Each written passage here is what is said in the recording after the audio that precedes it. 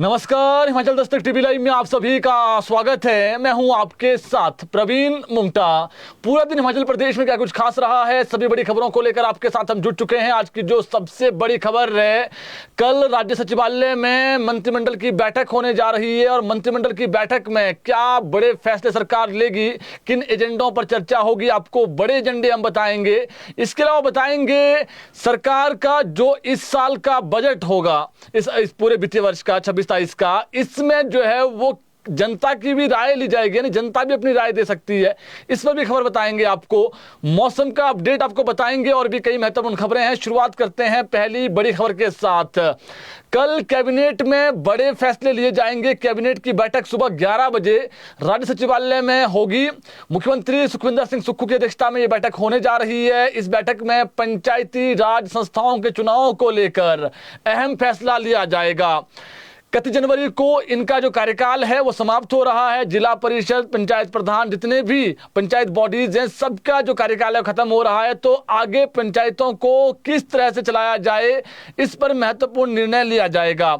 इसके साथ सरकार पंचायत चुनाव को 15 दिन और आगे टाल सकती है। इसकी वजह हमने आपको कल बता दी थी। राज्य सरकार चाह रही है कि जो पंचायत चुनाव हैं वो 30 अप्रैल से पहले ना करवा करके उसको जो है वो 15 मई तक करवाए जाए। तो सरकार की ये चाहे, इस पर भी कल कैबिनेट में चर्चा होगी कि क्या जो है वो, क्योंकि हाईकोर्ट ने फैसला सुनाया तो हाईकोर्ट तो जाना ही पड़ेगा, ये तो तय है। इसके अलावा शिमला के रोपवे प्रोजेक्ट को लेकर फैसला हो सकता है, जिसके लिए सरकार को सिंगल टेंडर आया हुआ है। वहीं सहायक अभियंताओं को नए भर्ती एवं पदोन्नति नियमों को भी मंजूरी दी जाएगी, जो सहायक अभियंता है। इसके अलावा कांगड़ा में जिप लाइन टूरिज्म को लेकर मामला जा सकता है, इस पर भी चर्चा संभव है, जिसमें साहसिक खेलों के लिए सरकार नए नियम बनाएगी। इसके अलावा एक बड़ा मुद्दा सीबीएसई स्कूलों पर भी फैसला संभव है। हिमाचल प्रदेश में सीबीएसई पाठ्यक्रम के विस्तार को लेकर कैबिनेट बैठक में फैसला हो सकता है। कल होने वाली बैठक में गाइडलाइन को मंजूरी दी जाएगी। अब इसमें क्या होगा कि राज्य के 117 नहीं, अब 125 सरकारी स्कूलों में सीबीएसई जो पाठ्यक्रम है वो लागू किया जाएगा।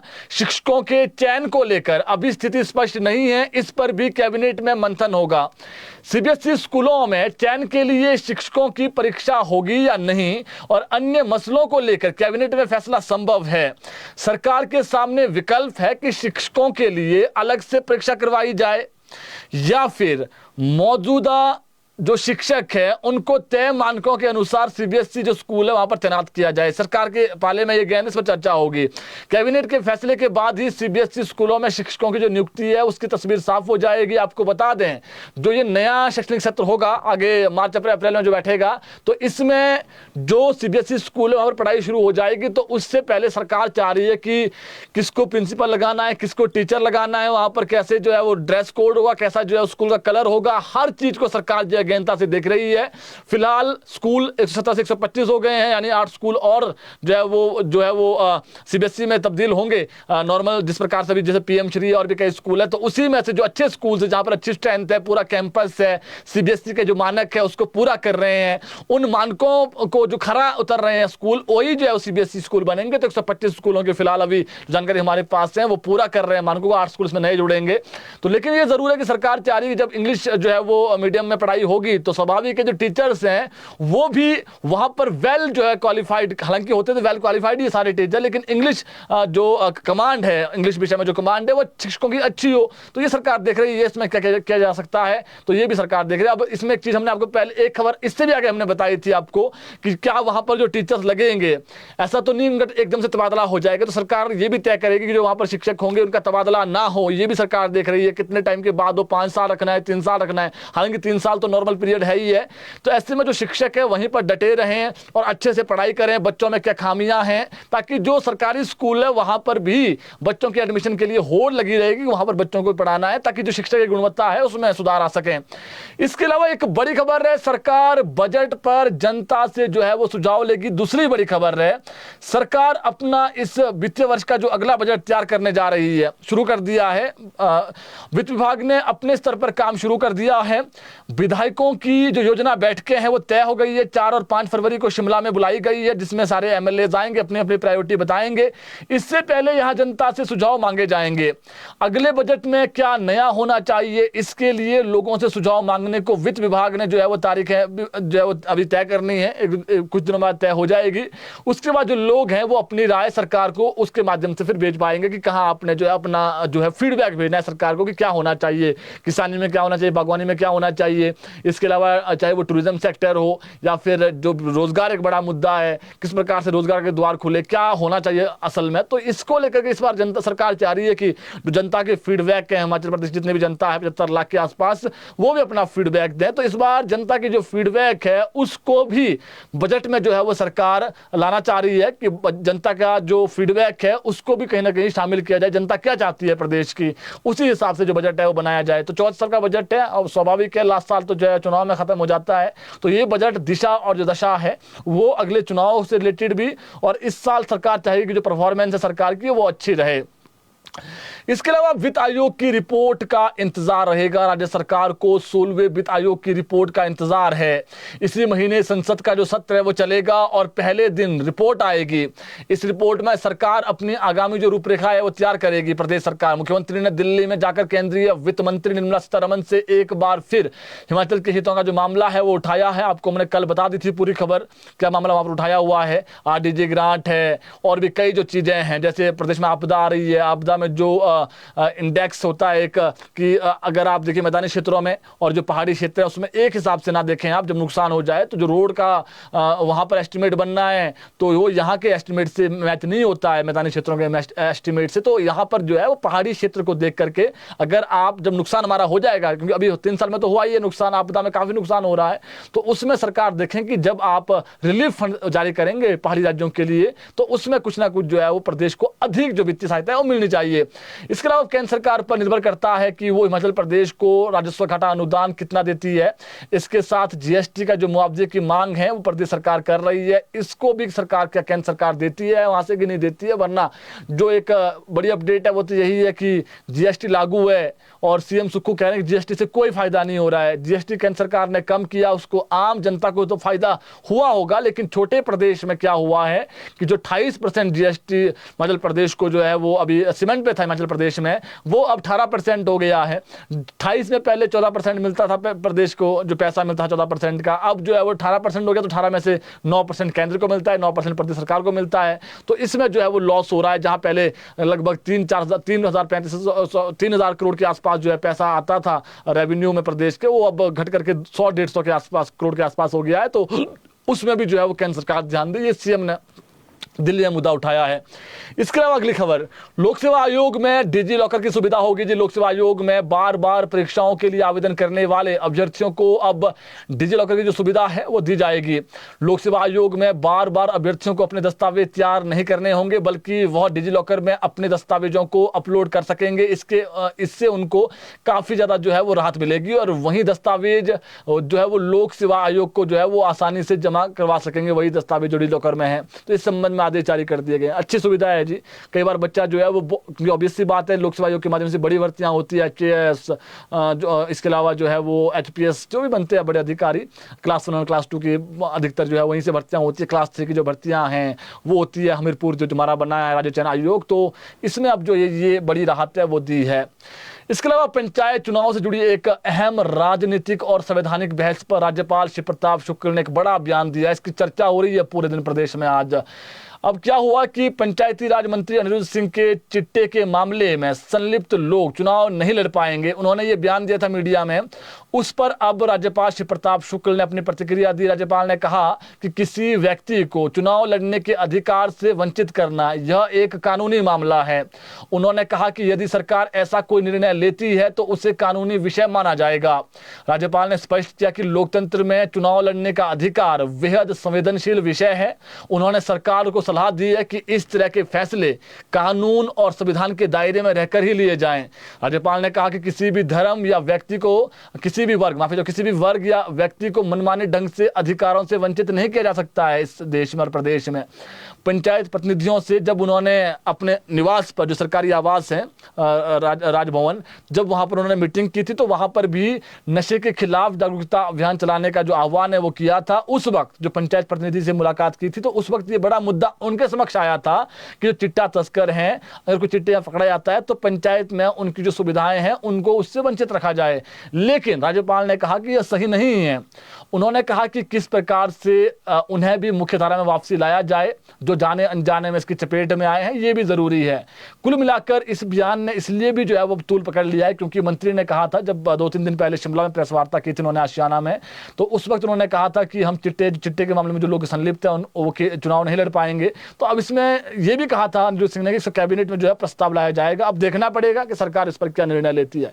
लेकिन राज्यपाल का जो पक्ष है, राज्यपाल कहना चाह रहे हैं कि कुछ चिट्टे के मामले में संलिप्त है मान लीजिए, और वो किसी के साथ जाने अनजाने में उसको किसी ने, जिस प्रकार से ऑब्वियस सी बात है, जो चिट्टा है कोई दोस्ती यारी में ले रहा है, आगे से आगे एक बार ट्राई कर ले, तो अब सरकार का ये भी दायित्व बनता है कि कोई जाने अनजाने में कोई व्यक्ति चिट्टे के उसमें चला गया है तो वो उसको मुख्य धारा में कैसे लाया जाए, ये भी देखा जाए। ऐसे में किसी को इसलिए जो है वो चुनाव से वंचित रखना कि वो जो है वो चिट्टे के मामले में संलिप्त था, तो ये तर्कसंगत नहीं है और ये जो है वो कानूनी भी जो है वो ये चैलेंज हो जाएगा। उन्होंने अपना जो है वो अनुभव साझा करते हुए जानकारी दी। अब देखना पड़ेगा सरकार इसमें क्या करती है। लेकिन सरकार कह रही है अभी फिलहाल, क्योंकि मंत्री भी है अनिरुद्ध सिंह, पंचायती राज, उनके पास अपने पास डिपार्टमेंट है, तो वो कह रहे हैं कि जो चिट्टे के मामले में संलिप्त होगा वो चुनाव नहीं लड़ पाएगा। ये उन्होंने अभी तक का बयान दिया है, लेकिन अब कैबिनेट में फैसला इस पर आगामी समय में होगा, ये उन्होंने कहा है। इसके अलावा एक और बड़ी खबर, मध्य प्रदेश सरकार ने खनन नीति में बड़ा बदलाव करते हुए नए नियमों को कैबिनेट से मंजूरी दे दी है। इन बदलावों का जो सीधा असर है अब राज्य के जंगलों और वन भूमि पर होने वाले खनन पर पड़ेगा। सरकार ने साफ कर दिया है कि अब वन भूमि पर खनन आसान नहीं और बल्कि सख्त शर्तों के साथ ही जो है अनुमति मिलेगी। खनन पट्टों की जो अवधियां हैं, शर्तें हैं और जो स्वीकृति प्रक्रिया में जो व्यापक संशोधन है वो कर दिया गया है। अवैध खनन करने वालों पर अब पहले से ही कई ज्यादा जो है वो कड़ी कार्रवाई की जाएगी। चाहे उसके अलावा जो जुर्माना है उसको भी बहुत अधिक कर दिया गया है ताकि 100 बार सोचे इंसान अवैध खनन करने से पहले। इसके अलावा नई नीति में पर्यावरण संरक्षण और वन संपदा की जो सुरक्षा को सर्वोच्च प्राथमिकता दी गई है और सरकार का दावा है कि इससे प्राकृतिक जो संसाधन है उसका जो संतुलन है वो बना रहेगा। और जो लोग जिस प्रकार अवैध खनन कर रहे हैं तो ये भी एक बड़ा मुद्दा है कहीं ना कहीं। और इसके अलावा जो साथ ही रॉयल्टी जो व्यवस्था है उसमें बदलाव किया गया है। राज्य के राजस्व में भी इसका जो इजाफा है वो होने की उम्मीद है। स्थानीय लोगों के हितों की रक्षा और पारदर्शिता बढ़ाने पर भी सरकार ने जोर दिया है। कुल मिलाकर हिमाचल में खनन को लेकर अब नियम सख्त हैं और लापरवाही पर सीधी जो है वो कार्रवाई तय मानी जा रही है और सख्त कर दिया गया है जी।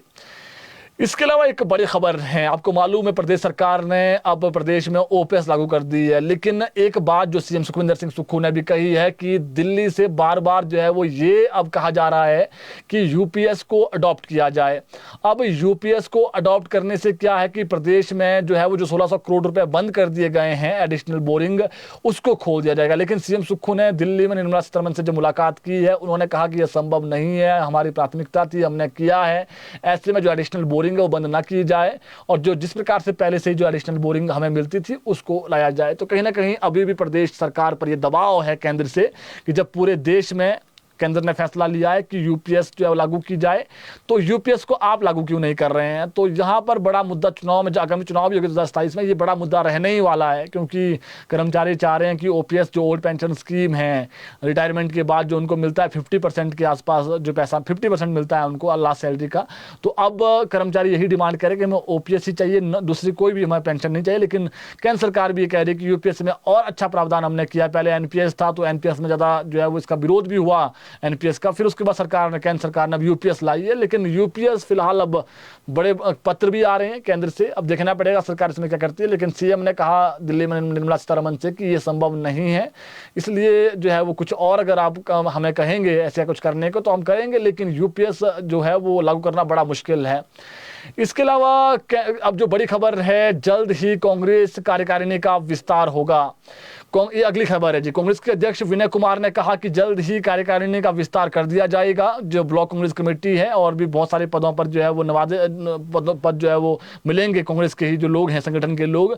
उन्होंने कहा कि सभी जातीय वर्गों का जो पूरा अवसर है, जाति जो वर्ग है उनका पूरा अवसर जो है सभी जाति के लोगों को दिया जाएगा जो भी है, और वरिष्ठ लोगों के साथ युवाओं और जो महिलाएं हैं उनको भी तवज्जो दी जाएगी। उन्होंने कहा कि हाईकमान ने एक अनुसूचित जाति के अनुसूचित वर्ग के व्यक्ति को जो है बड़ा मौका दिया है और उन्हें पार्टी का जो अध्यक्ष बनाया है। यह बात विनय कुमार ने आज शिमला में एक कार्यक्रम में कही, जहां पर अनुसूचित जाति विभाग के राष्ट्रीय अध्यक्ष राजेंद्र पाल गौतम भी जो है मौजूद थे, शिमला आए थे जी, प्रेस वार्ता भी जिन्होंने कहा कि केंद्र सरकार संविधान को कमजोर कर रही है जिसे बचाना होगा। और उन्होंने कहा कि बहुत जल्दी अब जो है वो कोशिश रहेगी कि 1 महीने के भीतर जो है वो कहीं ना कहीं जो है ब्लॉक कांग्रेस कमेटी की जो बीसीसी ब्लॉक कांग्रेस कमेटी के बाद अब जो जिला कार्यकारिणी के बाद अब जो ब्लॉक कांग्रेस कमेटी के जो लोग हैं वो भी बना दिए जाएं। तो इस पर भी मंथन चल रहा है। इसके अलावा कल सचिवालय का घेराव किया जाएगा। प्रदेश के किसान बागवान कल सचिवालय घेराव करेंगे। मध्य प्रदेश में कृषि बागवानी पर गहराते संकट को देखते हुए किसान बागवान कल सचिवालय का घेराव करेंगे। इस दौरान किसान बागवान न्यूजीलैंड के सेब पर इंपोर्ट ड्यूटी घटाने का विरोध और सुप्रीम कोर्ट के आदेशानुसार किसानों को जमीन देने के लिए नीति बनाने की भी मांग करेंगे। तो जिन्होंने जी कुछ एक ऐसी जगह है, जैसे मान लीजिए किसी ने सेब लगाए हुए हैं तो उसको काटने की जगह थोड़ा सा राहत दी जाए, पॉलिसी बनाए केंद्र प्रदेश सरकार, ये सुप्रीम कोर्ट ने कहा था। तो ये जल्दी से जल्दी ये पॉलिसी बनाई जाए। और दूसरा, जो इंपोर्ट ड्यूटी 50% 25% की गई है, इसको दोबारा से बढ़ाया जाए। ये बड़ा मुद्दा होगा। तो सरकार एक तरफ कल कैबिनेट की बैठक होगी अंदर चली हुई सेक्रेटरीट के अंदर, और दूसरी तरफ बाहर जो है वो किसान बागवान कल करने वाले हैं। इसके अलावा बीते कल एक बड़ी खबर सामने आई थी, लेकिन बात वही है कि मंत्रिमंडल जो विस्तार है वो अब देखना पड़ेगा कि ये मंत्रिमंडल विस्तार राज्यसभा चुनाव के बाद होता है। लेकिन सीएम सुक्खू ने प्रदेश में संकेत दे दिए हैं कि रीशफलिंग होगी, यानी जो मंत्रिमंडल में लोग हैं उनमें से कई लोगों के जो डिपार्टमेंट है रिशफल होंगे। ये एक संकेत दिया है सीएम सुखविंदर सिंह सुक्खू ने। लेकिन अभी जो संभावना है कि अब जो सरकार है वो रिस्क नहीं लेना चाह रही है। ऑपरेशन लोटस की बातें भी सामने आ रही है। जयराम ठाकुर का भी कल बयान आया था कि 2 साल भी सरकार रहेगी कि नहीं रहेगी। इसके अलावा फिर अनुराग सिंह ठाकुर का बयान भी आया था कि सरकार में जो है वो मंत्री अलग अलग बयान दे रहे हैं, सरकार नाम की चीज़ है भी या नहीं। ये भी अलग अलग मंत्रियों ने, अलग अलग जो नेता है भाजपा को बयान दे रहे हैं।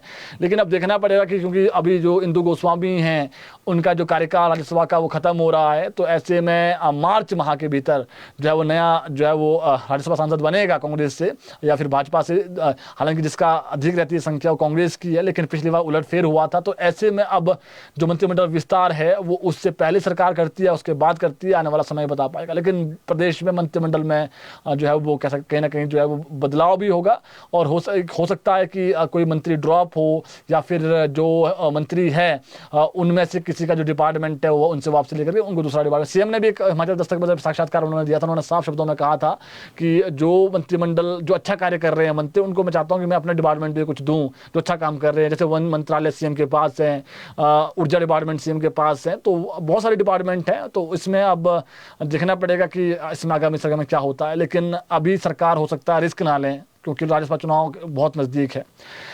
अब बात करते हैं मौसम की। प्रदेश में जो मौसम है वो हालांकि आज शाम से ही खराब है, और आज कल परसों 2-3 दिन मौसम खराब जरूर है, लेकिन ऊंचाई वाले स्थानों पर जैसे लाहौल स्पीति, किन्नौर, चंबा और कुल्लू, इनकी ऊंची चोटियों पर हल्की बर्फबारी की संभावना है। लेकिन जो अच्छी खबर है प्रदेश की जनता के लिए, 22, 23 और 24 जनवरी को प्रदेश में सभी जिलों में जो है बारिश बर्फबारी होने की संभावना है। यानी जैसे ऊना है वहाँ बारिश होने की संभावना है, जहाँ पर बर्फबारी होती है सिरमौर की ऊंची चोटियाँ हो गई, शिमला की ऊंची चोटियां हो गई। इसके अलावा जो लाहौल स्पीति, किन्नौर और चंबा और कुल्लू, मंडी, इसकी जो ऊंची चोटियां वहाँ बर्फबारी होने की संभावना है। तो मौसम 22, 30, 24 को खराब रहने वाला है।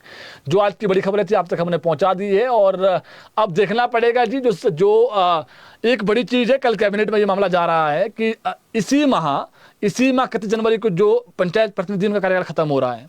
अब जो पावर है, जब पीछे 2021 में चुनाव नहीं हो पाए थे उस वक्त जनजातीय क्षेत्रों में, तो फिर जो पावर है, प्रधानों की पावर गई थी। उस वक्त 3 सदस्यीय कमेटी बनाई गई थी। उसमें जो है वो प्रिंसिपल भी था, और स्कूल प्रिंसिपल उस स्थानीय पंचायत का जहाँ पर स्कूल होगा, प्रिंसिपल था, पंचायत सेक्रेटरी था, कानून गो था, जो पुरानी जानकारी है। अब देखना पड़ेगा कि सरकार दोबारा से, जब तक चुनाव नहीं होते हैं, क्या फिर दोबारा से जो है पंचायत के जो सेक्रेटरी और जो माफ़ी चाहूँगा, जो पंचायत के जो वहाँ पर स्कूल के प्रिंसिपल हैं, हालांकि पंचायत सेक्रेटरी भी थे उस वक्त जब कमेटी बनाई गई थी, क्या सरकार फिर से उन पर भरोसा जताती, क्योंकि पहले ऐसा हो चुका है। तो ये आने वाला समय बता पाएगा। संभावना है जो गाँव में प्रधान हैं आपकी अभी, उनकी पावर 31 जनवरी के बाद जो है वो प्रिंसिपल, स्कूल प्रिंसिपल्स और इसके अलावा जो स्कूल प्रिंसिपल्स के अलावा पंचायत सेक्रेटरी और जो कानून गो है उनके पास जा सकती है। तो सरकार ने इस पर कल फैसला लेना है। कल कैबिनेट की बैठक है, हमने एजेंडे बता दिए हैं आपको, और कैबिनेट की बैठक में क्या बड़े फैसले होंगे वो कल हम आपको बताएंगे जब कल एजेंडे, हालांकि एजेंडे में जा रहे हैं, कुछ चीज़ें गोपनीय होती है, एजेंडे हमने बता जिन पर चर्चा संभव है। तो अभी के लिए इतना ही, कल जुड़ेंगे ठीक 6 बजे, नई खबरें लेकर के आएंगे, नई अपडेट आपको देंगे। जुड़े हैं ताज़ा खबरों के लिए हिमाचल दस्तक टीवी के साथ।